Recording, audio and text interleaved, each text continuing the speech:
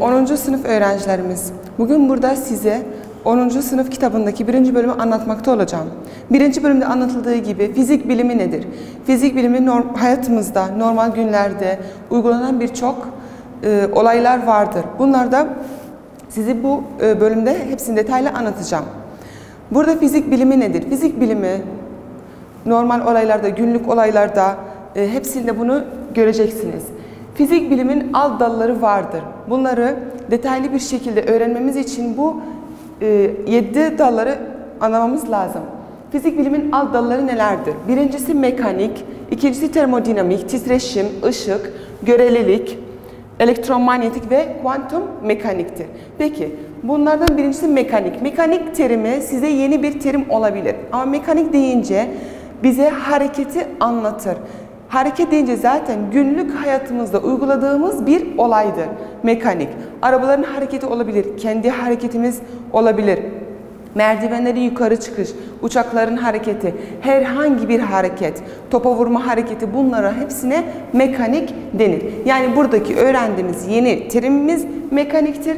Peki mekaniğe örnek veya hangi konuyla ilgilendiğini bilmemiz için hemen biz hareket diyoruz. Mekanik bilimi hareket ile ilgilenir. Peki örnek aldığımızda normal kendi hareketimiz olabilir. Arabaların hareketi, top oyunu vesaire. İkinciye geçtiğimizde ise yine yeni bir terim termodinamik. Peki termodinamik hangi konuyla ilgilenir? Termodinamik sıcaklık veya soğukluk olabilir. Isı, sıcaklık. Peki termodinamik tabii ki kullandığımız makinelerde vardır. Bu da yine günlük hayatımızda vardır.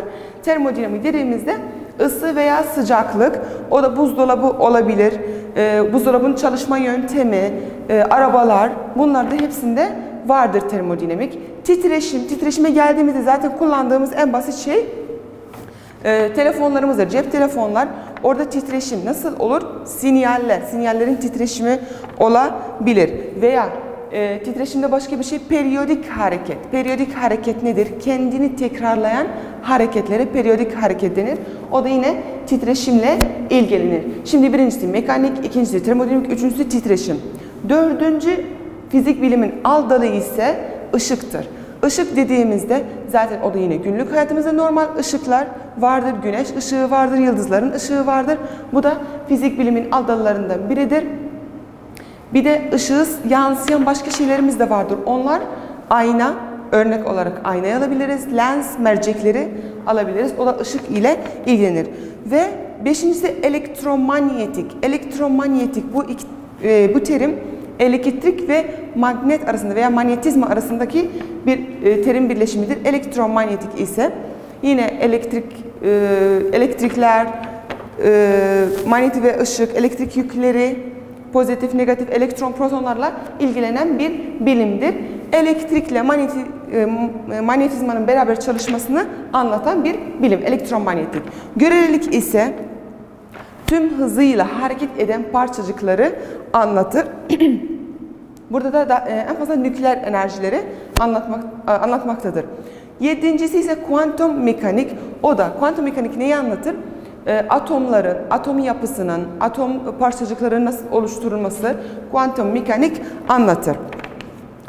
Burada bizim bilmemiz gereken fizik günlük hayatımızda nasıl kullanılır, nasıl uygulanır?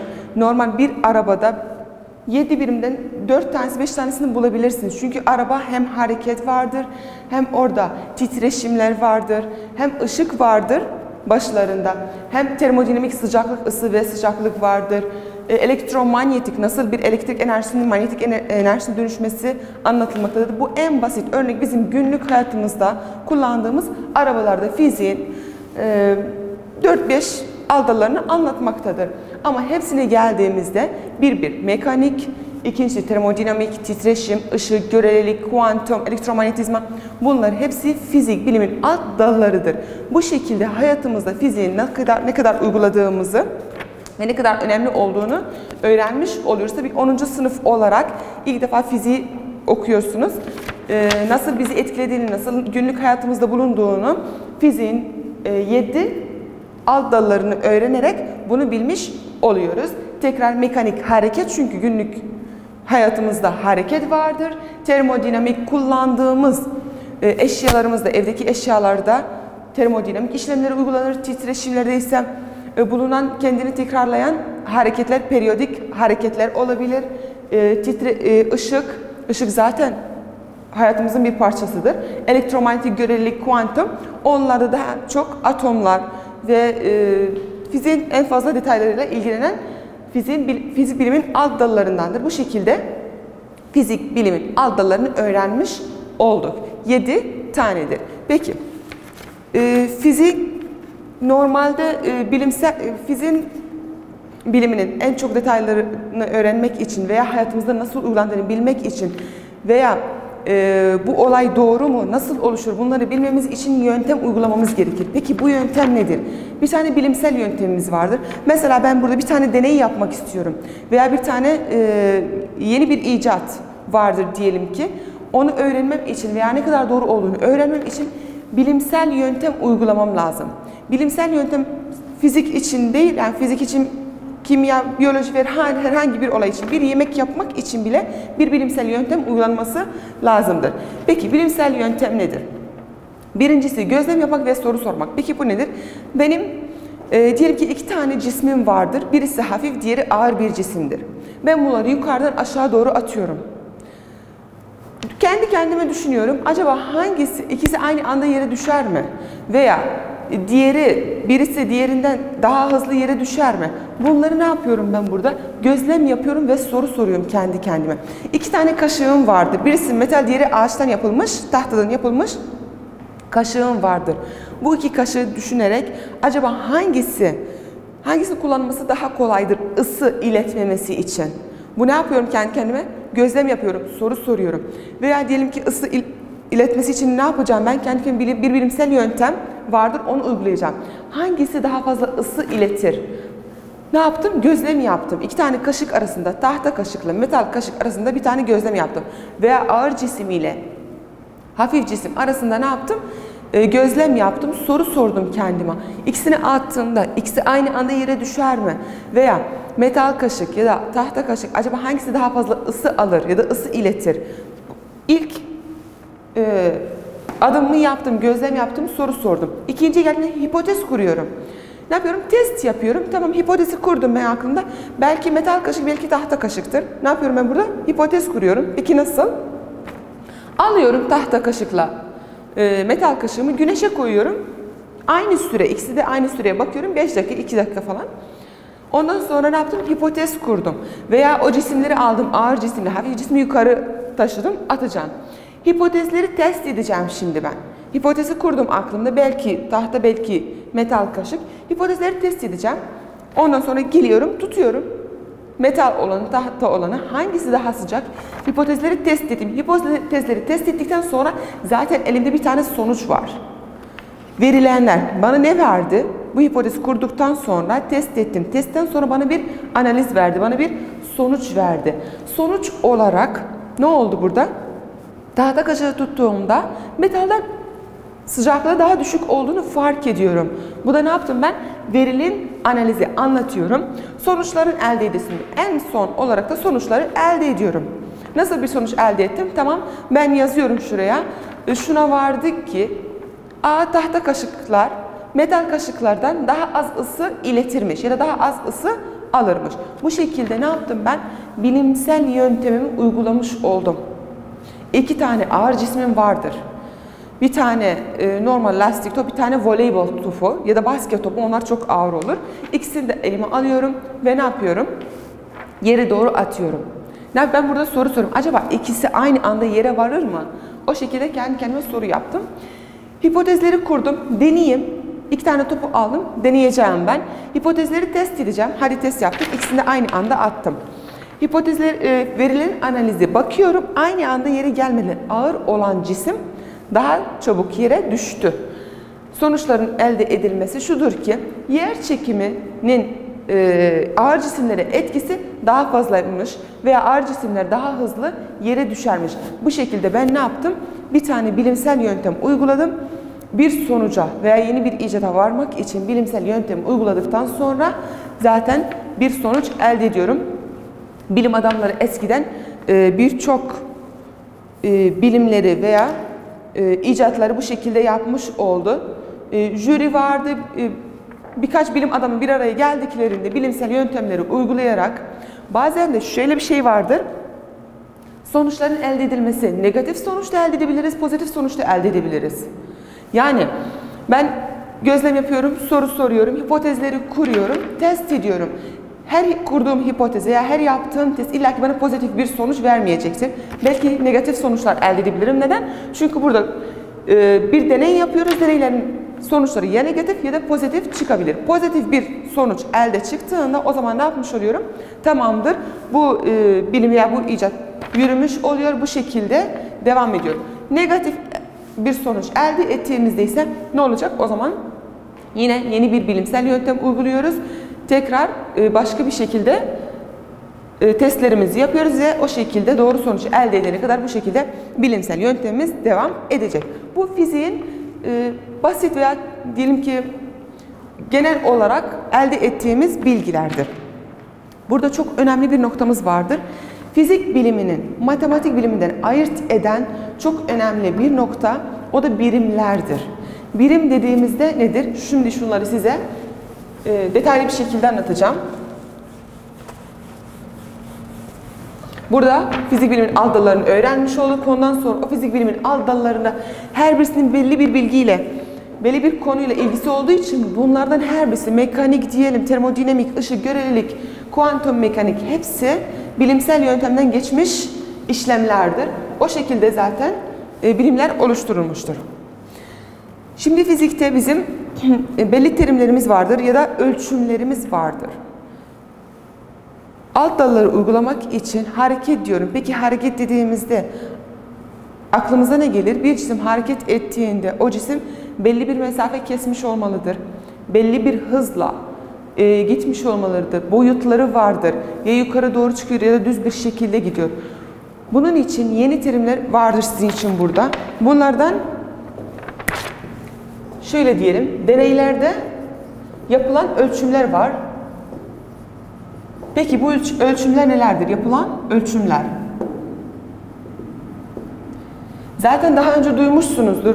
Belki bir kumaş parçasını aldığımızda veya bir yer alındığında uzunluk diye bir terim, uzunluk var, kütle var, kütle, zaman, sıcaklık.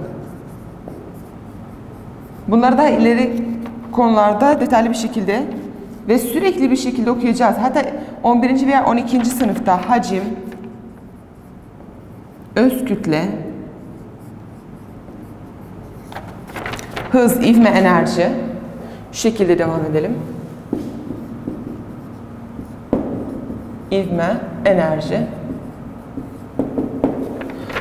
Tabii ki biz bunları en çok kullandığımız veya bu kitapta en çok kullanılan terimlerdir. Başa gelelim. Uzunluk nedir?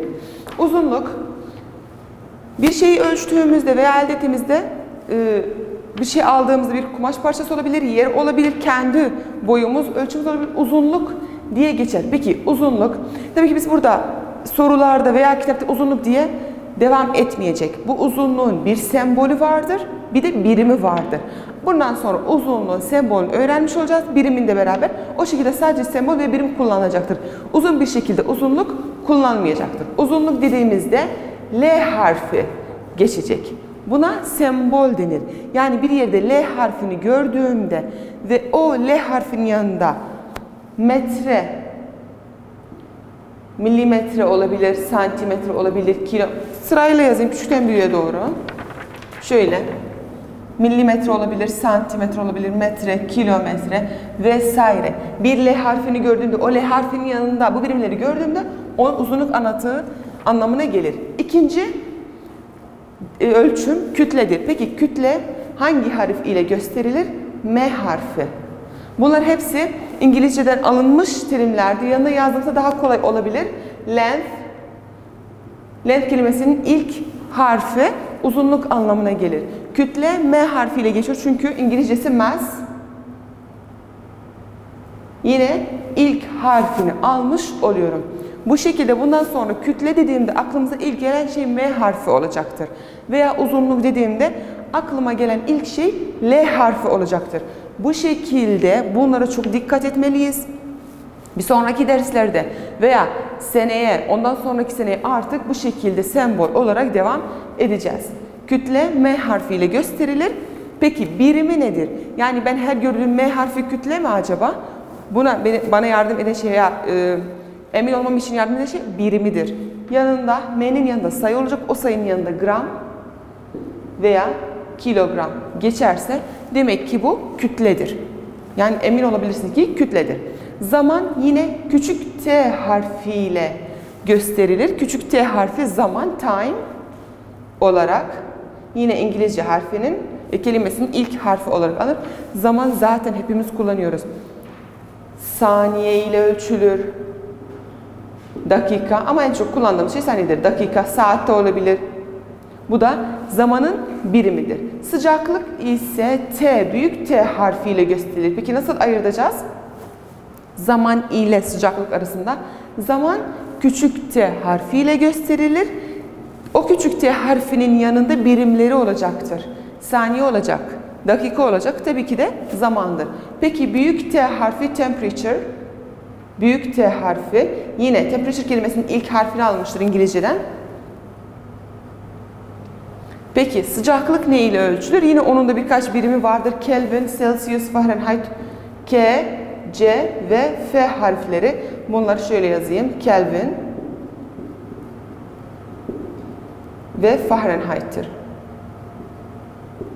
Bunlar sıcaklık birimin neyidir? Zaten görüyorsunuz belki televizyonda başka şeylerde.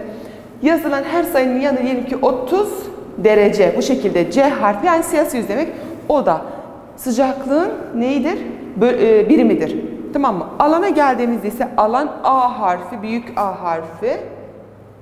Büyük A harfi gördüğümüzde demek ki bu alandan yine area, İngilizce kelimesinin ilk baş harfi.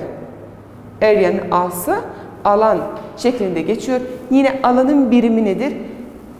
Santimetre kare, metre kare, milimetre kare bu şekilde devam eder. Metre kare, kilometre kare. Bu da alanın sembolü A harfi. Peki yine aynı şekilde büyük A harfi gördüğümde yanında santimetre kare, milimetre kare, metre kare, kilometre kare bunlar gördüğümde alanı bana anlatıyor demektir. Hacme geldiğimizde büyük V harfi. Büyük V harfi. O da volume'den geliyor. Yine İngilizce kelimesinin ilk baş harfi volume. Peki hacmin birimi nedir? Alana benzer şekilde santimetre ama küp, metre küp, kilometre küp şeklinde devam eder. O da bizim hacmimizin hem sembolü hem de birimi. Öz kütleye geçtiğimizde öz kütle ise bu şekilde D harfi ile gösterilir. Neden? Çünkü density olarak geçiyor. Bu da bizim için kilogram bölü metre küp. Birimi kilogram bölü metre küptür. Çünkü D eşittir M bölü V. Peki bu nedir? Şimdi D öz kütledir. D öz kütledir. Peki öz kütleyi nasıl bulabiliriz? Pardon. Öz kütleyi hacime bölerek bulabiliriz. O da birim bu şekilde çıkar. Kütlenin birimi kilogramdır. Hacmin birimi ise metreküp, santimetre küp. O şekilde devam eder. Metre küptür. Bu şekilde öz kütlenin sembolünü ve birimini bilmiş olduk. Bunlar yine temel özellikler ya da terimlerdir. Özel terimlerdir fizik bilimini öğrenmek için. Geçiyorum hız. Hız küçük V harfiyle gösterilir. O da velocity kelimesinden geliyor. Yine burada iki tane benzer V'miz vardır. Hacmin V'si ki o büyük V ile yazılır. Hızın V'si küçük V ile yazılır. Yine hocam biz bunları nasıl ayırt edeceğiz denildiğinde çok kolay. Birimlere bakarak. Birimleri çok farklı. Hacmin birimi santimetre, metre, milimetre, kilometre, küp olarak geçer ama hızın birimi nedir? Metre bölü saniyedir. Veya kilometre bölü saattir. Saat H harfi neden? Çünkü hour yine İngilizce hour kelimesinin baş harfini alınarak sembol verilmiştir. Hız küçük V harfi velocity kelimesinin ilk baş harfi alınarak sembolüdür. Peki yine tekrarlıyorum, hacim ile nasıl ayırt edebiliriz? V, hacmin V'si büyük V, hızın V'si küçük V'dir ve aralarındaki en büyük fark ise birimdir. Birimleri farklıdır. İvmeye geldiğimiz nedir? Peki ivme nedir? Ben hareket ediyorum. Hareketimde hızın azalmasıdır veya artmasıdır. Hareket ettiğimiz anda ivme ne oluyor? Mesela 20 kilometreden kilometre bölü metre bölü saniye diyelim ki arabanın hızı arttığında ivme oluşur. İvme A harfi ile gösterilir. Küçük A harfi. Alan ile karıştırmayalım. Alan büyük A harfi ile gösterilir. İvme ise küçük A harfi ile gösterilir. Yine İngilizce kelimesinden acceleration, onun ilk A, baştaki A'sını alarak ivmenin sembolü küçük A'dır. Onun birimi ise metre bölü saniye karedir. Bu şekilde devam eder. Metre bölü saniye kare ivmenin birimidir. Sembolü, ivmenin sembolü küçük A'dır. İvmenin birimi ise metre bölü saniye karedir. Yine başka tabii ki fizikte bir sürü terimler vardır ama burada en fazla kullandığımızı yazdık. Enerji ise E harfi ile. Yine İngilizce'de enerji olarak geçtiği için Türkçe'de de aynı E harfi, ilk E harfi alındı ve onun birimi ise joule'dur. J harfi çünkü joule kelimesinden geçiyor. Bu şekilde başka iki tane kimya kullanıyoruz onu. Maddenin miktarı, o da en fazla kimyada kullanılır. Maddenin miktarını bilmek için madde miktarı. O da mol olarak geçer. N harfi. Mol. Çok hızlı bir şekilde tekrarlıyorum onu. Fizikte bunlar çok çok önemlidir. Neden? Çünkü bize fiziğin terimlerini veriyor. Başka terimlerden başka sembollerini öğretiyor. Ondan sonra birimleri. 10. sınıfta. Yani fiziği öğrenmek için en temel şeylerinden ölçümlerdir. Ölçümleri öğrendiğimizde zaten matematikten olan farkı şudur. Ölçümlerimiz vardır. Ölçümlerin sembolünden başka birimleri vardır. Bu şekilde fizik matematikten ayrıt edilebilir. Şunu unutmayalım. Bunları öğrendiğimizde bir sonraki dersler çok kolaylaşır. Hızlı bir şekilde burada verilen ölçümlerimiz vardır. En sol tarafta ölçümlerdir. Ortada olanlar ise o ölçümlerin sembolleridir. Ve semboller tek başına geçmiyor. Her sembolün kendine ait neyi vardır? Birimi vardır. O şekilde zaten fizik ölçümlerini birbirinden ayrıt etmiş oluyoruz. Neyimiz vardır? Uzunluk. Uzunluk L harfiyle gösterilir. Birimi ise metre, milimetre, santimetre o şekilde devam eder. Zaten aldığımızda 5 metre kumaş almak istiyorum. Ya da şu kadar kilometre arazi almak istiyorum. Kütle M, küçük M harfiyle gösterilir. Birimleri ise gram, kilogram ve o şekilde devam eder. Zaman küçük T harfiyle gösterilir. Zaman ölçümü biliyoruz zaten saniye, dakikadır. Sıcaklık büyük T harfiyle gösterilir. T, büyük T sembolü. Birimleri ise Kelvin, Celsius, Fahrenheit. Alan büyük A harfiyle gösterir. Alanın birimi ise metrekare, santimetrekare, kilometrekare. Hacim büyük V harfiyle gösterilir. Sembolüdür. O da santimetre küp, metre küp, kilometre küp. Öz kütle ise D harfiyle gösterilir. Tabii ki bunların hepsi İngilizce kelimelerin ilk baş harflerine alınarak sembol yapılmıştır. Öz kütle D ile gösterilir. Neden? Kilogram bölü metre küptür. Çünkü onun kuralı kütle bölü hacimdir. kilogram bölü metre küp olarak geçer. En son olarak da hız vardır. Hız ise küçük V harfiyle gösterilir. Birimi metre bölü saniyedir. İvme ise A küçük A harfiyle gösterilir. Metre bölü saniye kare olarak ile birimi metre bölü saniye karedir. Enerji büyük E harfiyle gösterilir. Birimi de joule'dur. Ve en son madde miktarı, bunu çok az kullanacağız. Madde miktarı N harfiyle gösterilir ve birimi ise mol'dür. Bu şekilde biz ne yapmış olduk? Deneylerde yapılan ölçümleri öğrenmiş olduk. Şimdi deneylerde yapılan ölçümlerden başka bir konumuz vardır. O da birimlerdir veya sayılar nasıl gösterilir? Burada 10 sayısının kuvvetlerini anlatacağım. 10 sayısının kuvvetleri. Neyin var mesela? 10 olarak gösterilir zaten. 100, 1000, 100.000, 10.000 pardon ve 100.000. Bu sayıların kuvvetleri nasıl gösterilir? 10 olarak geçebilir. Peki 100 şu şekilde yazabiliriz. 10 kare olarak yazılabilir. 1000 üst 3 olarak yazılabilir. 10.000 kaç tane sıfırımız varsa bu 10 sayının kuvvetleri o şekilde yazabiliriz. 100.000 10 üst kaç tane sıfır varsa yazılabilir. Tamam mı? Bu 10 sayısının kuvvetleri. Peki başka bir şeyimiz de vardır. Şu şekilde yazılmış ise 0.1 ise 0.01, 0.001, 0.0001. Bu da 10 sayısının kuvvetlerini göstermek için nasıl yazılır? 1 çarpı 10 üst eksi 1, çünkü bir sıfır vardır. Yine burada 1 çarpı 10 üst eksi 2 ya da bu 10 üst eksi 1, çünkü bir herhangi bir sayı çarptığında sayının kendisi olarak sonuç çıkar.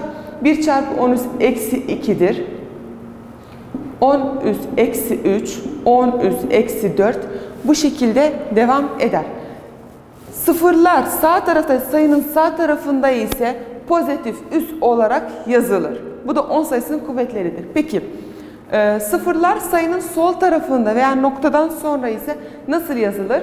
0.001 ise eksi olarak. Şimdi şuraya bakın. Pozitif 3 1000'dir. Peki 1000'i ters çevirdiğinde, yani 0.001 olduğunda 10 üst eksi 3 olarak geçer. Sıfırlarım ne kadarsa, diyelim ki 10 tane sıfırım vardır. 10 üst 10 olarak geçer veya 0.0010 tane varsa 10 üst eksi 10 olarak geçer. Bu şekilde 10 sayısının kuvvetlerini öğrenmiş olduk. 10 sayısının kuvvetleri tekrarlıyorum. 10 olarak geçiyor. 2 tane sıfır varsa üst 2 yazabiliriz. Yani fizik sayılarında ya da kolay bir yöntem elde etmek için bu kadar sıfır yazmamızın yerine sadece 10 üst 5 yazabiliriz. 10 üst 15 yazabiliriz. 10 üst 30 yazabiliriz. Yani 30 tane sıfır vardır. Veya 10 üst eksi 30 olsa 30 tane, yani noktadan önce sıfırımız vardır. Burada şöyle size hızlı bir şekilde birimleri anlatayım.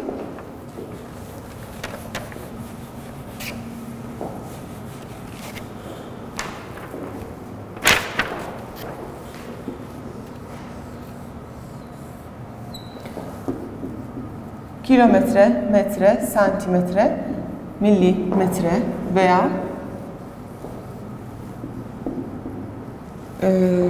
kilogram, gram, miligram. Bunları çevirmemiz için işlemlerimiz vardır. Büyükten küçüğe doğru çarpma işlemi olur. Küçükten büyüğe doğru bölme işlemi olur. Burada 1 kilometre 1000 metredir.